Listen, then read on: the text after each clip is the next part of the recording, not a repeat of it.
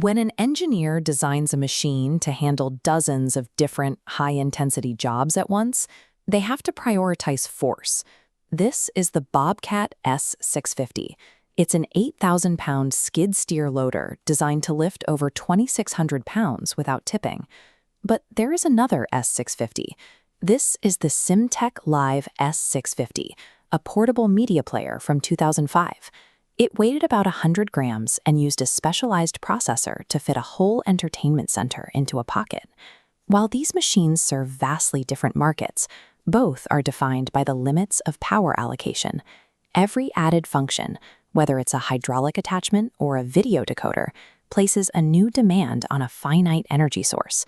On a job site, an industrial loader has to balance its hydraulic flow.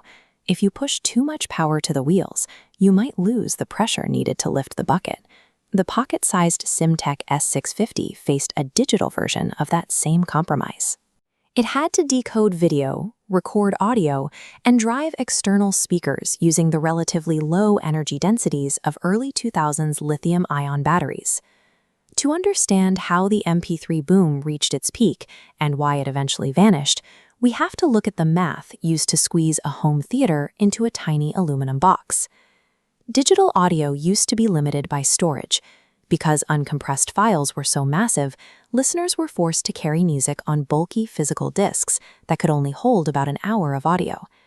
In the late 80s, Karl-Heinz Brandenburg and a team at the Fraunhofer Institute developed a mathematical solution, the MP3 codec. They used an a cappella track by Suzanne Vega called Tom's Diner to stress test their software. Because the human ear is so sensitive to the nuances of the voice, any error in the code would be immediately obvious. The team utilized a principle called psychoacoustics to solve the storage problem. They identified auditory masking, a phenomenon where a loud sound hides a quieter one, and programmed the software to delete the hidden data. By removing the frequencies we couldn't actually hear, they reduced file sizes by 90%. Digital audio was no longer about the size of the disc, it was about the power of the processor. Once music files were small enough to fit on pocketable flash memory, manufacturers began an aggressive hardware arms race. In South Korea, companies like CM Tech began pivoting away from simple music players to build what they called multimedia machines, devices that tried to handle every form of digital entertainment at once. The Live S650 used a brushed aluminum chassis to manage internal temperatures.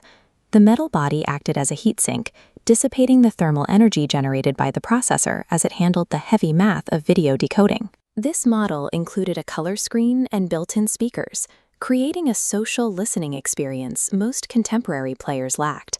But the engineering balance was fragile. This 2005 review noted that while the player was packed with features, the demand on the battery was too high, and the physical buttons were too small for comfortable use. These high-capacity multimedia players fundamentally altered how people consumed music. By making digital libraries portable, they removed the primary incentive for visiting a physical record store. The hardware boom provided the infrastructure for a massive shift in the economy.